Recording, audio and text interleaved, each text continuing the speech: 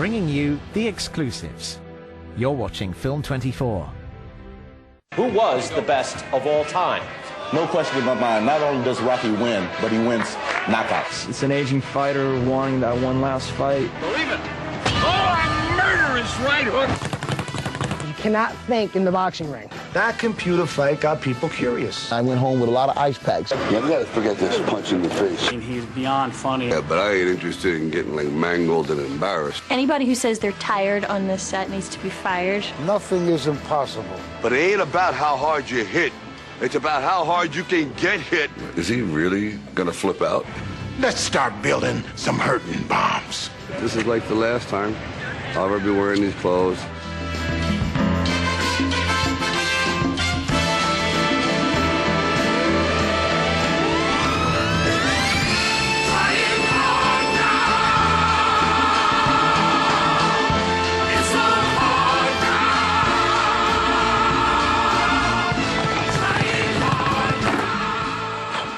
I'm Ross King in Los Angeles with an exclusive preview of the DVD release of Rocky Balboa. We meet up with the great man himself, Sylvester Stallone, in just a few moments.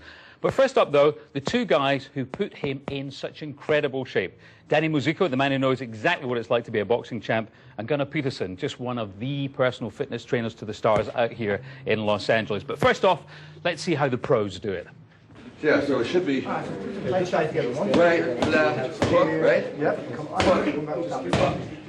Gunnar Peterson, welcome to Film24. Thank you. Now, I want you to be really honest with me here. So you've trained Sly for so many years, right. But he comes to you and he says, guess what? I'm going back in the ring.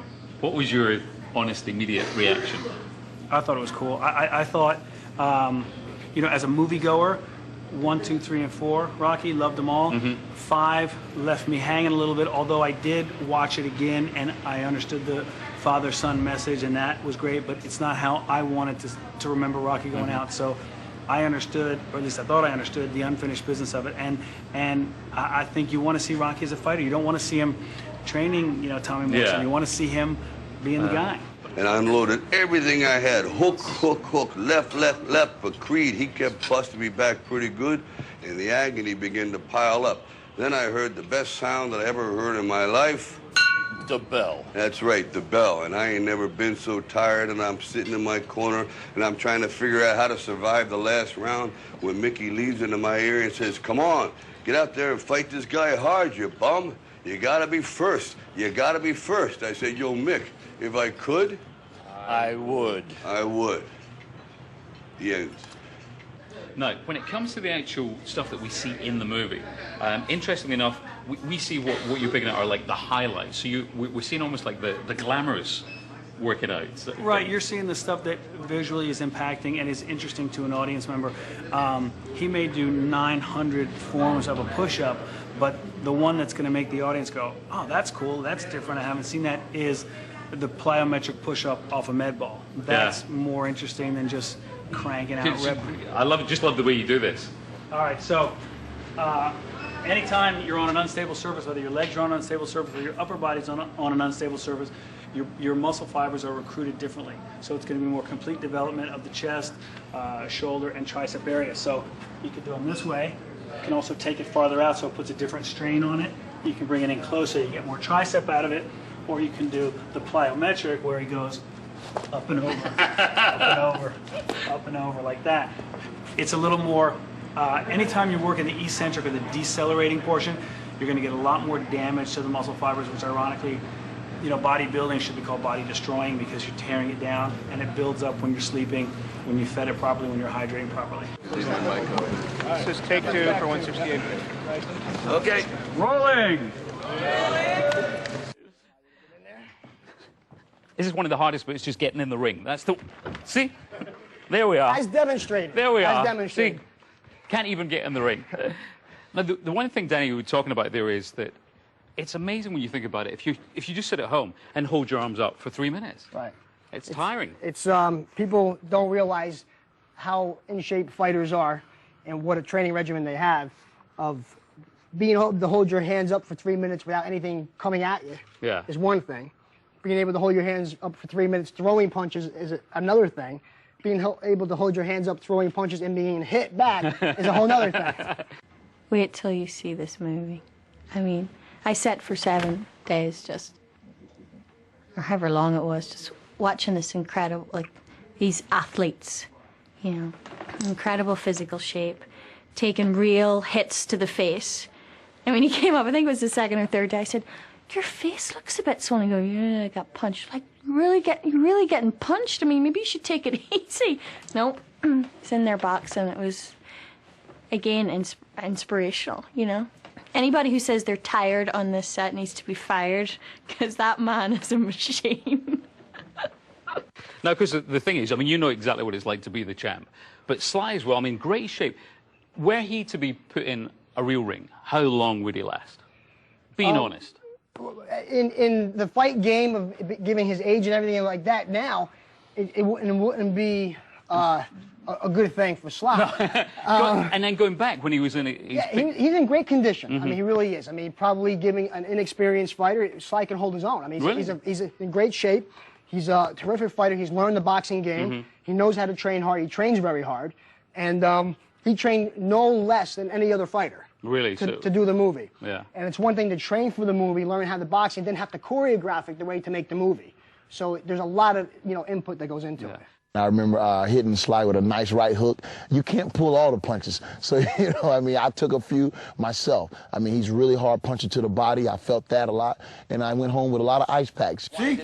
That's the fight I'm telling you about. Who was the best of all time? No question in my mind. Not only does Rocky win, but he wins knockout. Man, come check out this trash they talking about you, man. Let's see what the computer has to say. Let's have it. Dixon unloads on Balboa. Rocky has no answer.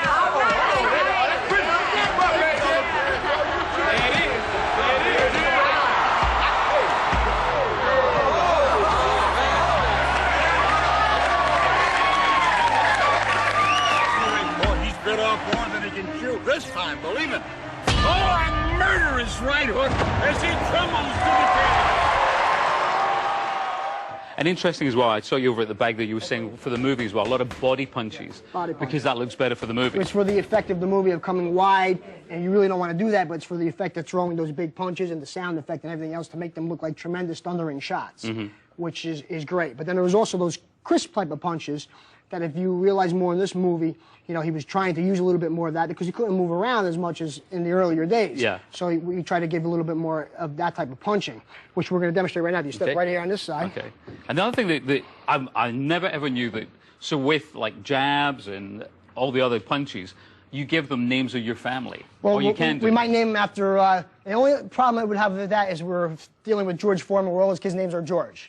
Then we'd have a problem.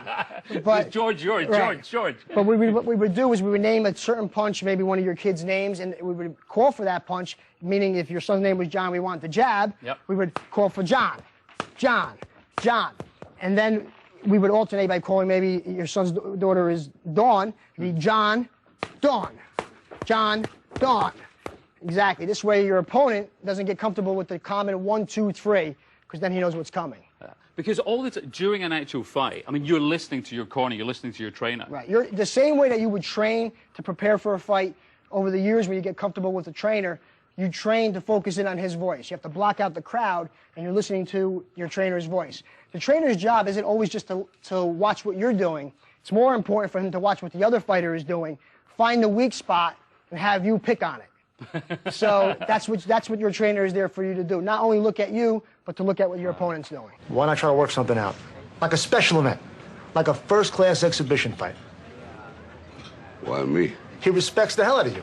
All right? And let's be honest. That computer fight got people curious. This could be very interesting.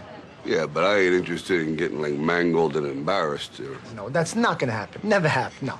Truthfully, I was thinking more on a, like, minuscule, small level, you know, small fights, not big fights, small fights, things that local, you know what I mean? Not a bad idea, but don't think of it as big. Think of it, like I said, like an exhibition. Think of it as a glorified sparring session. And here's something I think you'll like. We're going to donate a portion of the gate to charity. Well, that's always nice. Yeah, it's good to give. Yeah. Where is it taking place? Las Vegas. Las Vegas. Nice and warm. This cold's got to be killing you. It's stiff. You move better when you're warmer, you know that.